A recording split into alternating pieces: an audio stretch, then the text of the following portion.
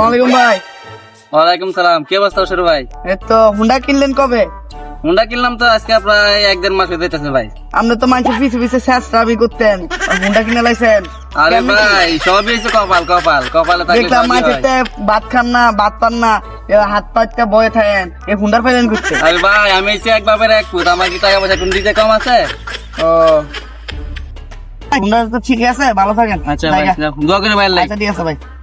ফকিন্নি গাড়ি পাইলি কই, গাড়ি কার? আমার কি অবস্থা তার কোনো খবর নাই, তোর দেয়া সাক্ষাৎ নাই গা। বেটা আবার স্টাইলে চলো, আবার গাড়ি কই পাইলি তুই? কি রে?